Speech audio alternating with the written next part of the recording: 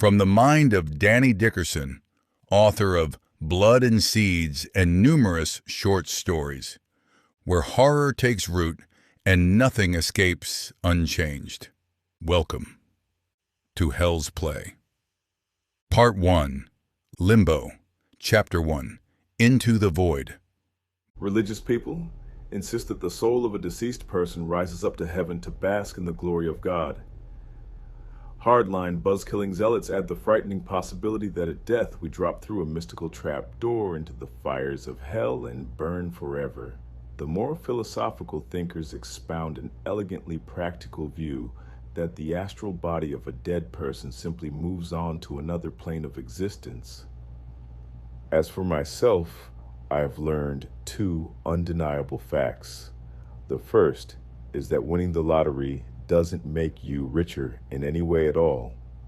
And believe me, if I could go back and do it again, I would use my windfall to purchase 1,000 acres of primeval forest in the middle of nowhere, build a cabin at the geographical center of my property, then sit on my front porch with an AR-15 and shoot the headlights out of any vehicle that breached my fortress. Or more specifically, the vehicles of moochers who were following a plan to invade my inner sanctum and hit me up for a loan. As for the second fact, I've discovered that the true essence of a human being is thought, which stems from the existentialist philosophy that states, "I think, therefore I am." I can testify with absolute confidence that when a dead person's body has decayed to dust, their thoughts go on without a body to contain them. I know this because I am dead, but I am still thinking.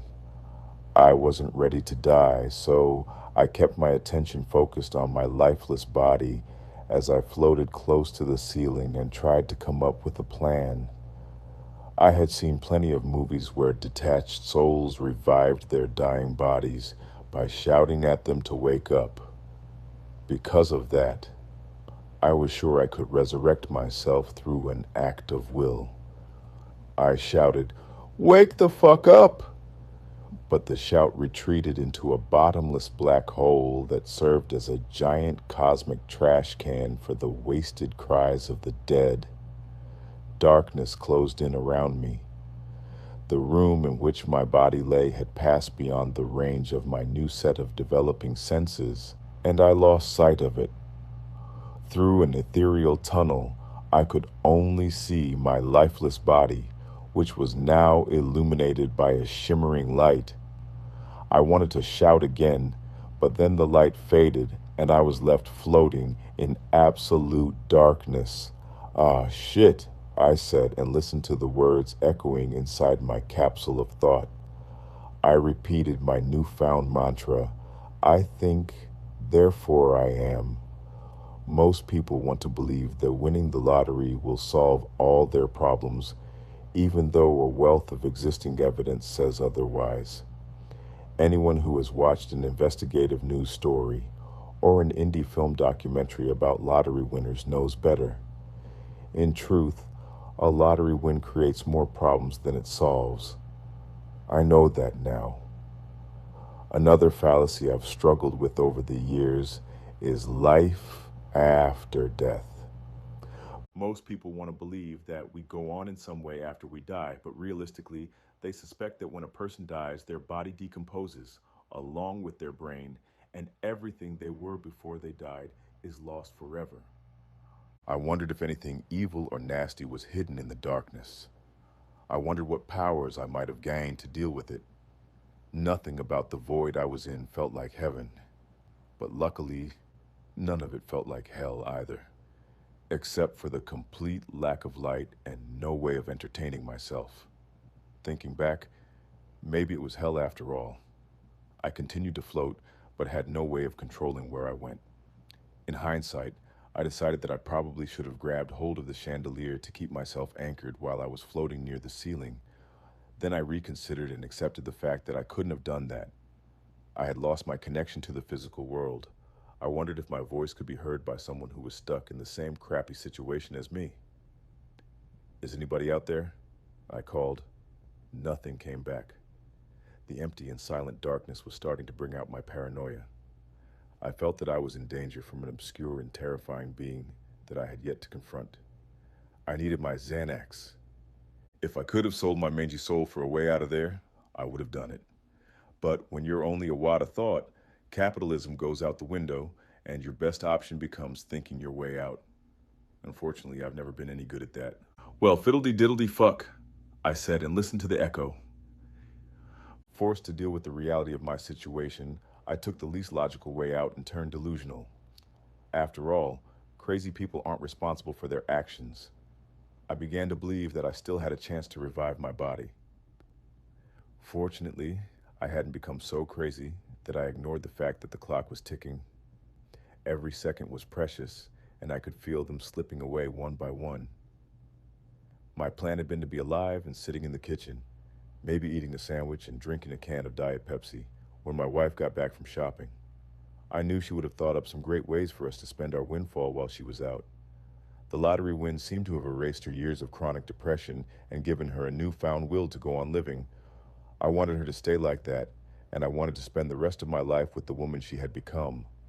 After years of living in the shadow of her depression, I wanted a chance to indulge myself for once. But just when I saw a shining future stretched out before me, I lost my chance at happiness. The lottery did that, but to be fair, it also got a lot of help from the prick who killed me. I sensed the oppressive void around me shifting. I sensed light, then sound, but like no sound I'd heard before. I tried to make out words but couldn't find any in the strange rushing noises that were like gusts of wind, only more metallic and hollower, like someone sharpening a knife on a grinding wheel. The light I had vaguely sensed earlier grew brighter and more intense, then faded out, then grew brighter again, even more so this time. A series of muffled booming sounds erupted around me.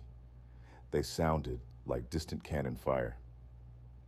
A strange voice said, "Learn from your past." At least that's what I thought it said. I hoped it didn't say, "Burn, you bastard." But at that point, everything had become so foreign and frightening that if I still had my body, I would have shit myself right there. Still delusional, I convinced myself that my imagination was playing tricks on me, even though I wasn't sure if I possessed an imagination anymore.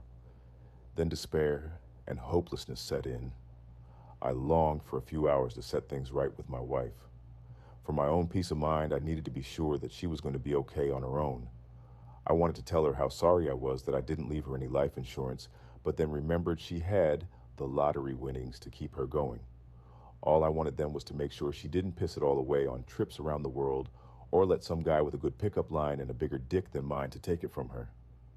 The light suddenly brightened again, then expanded, and a fuzzy image appeared. With another scrape of ethereal wind, the image cleared, and there she was, my sweetheart and love of my life.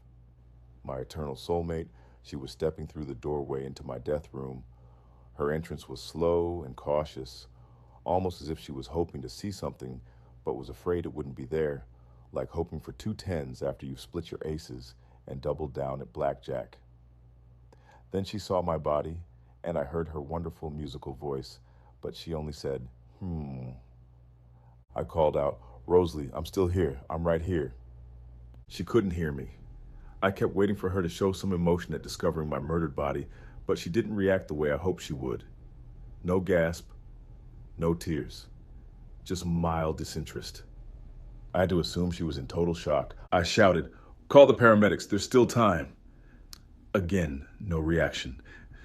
My protective shield of delusion dissipated, and I forced myself to accept what was going on down there. My dead body was what she had expected to see when she walked into the room, and she was afraid it might not be there.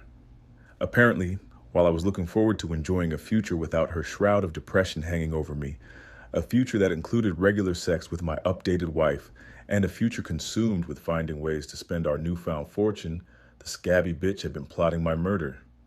If I would have been able to find a buyer for my soul right then, I would have let it go for a chance to be sitting in the kitchen with my sandwich and Pepsi when she got home. And if she didn't die of a heart attack as soon as she saw me, I would kill her myself, then hunt down the prick who killed me, who was obviously her boyfriend. How stupid was I, right? I didn't see it coming. I didn't pick up on the signs. And to think I thought we were a happy couple. That bitch. That fucking lottery. And now I had to live with the fact that she was getting hosed by a guy with a bigger dick than mine. If I hadn't been dead already, I would have shot myself.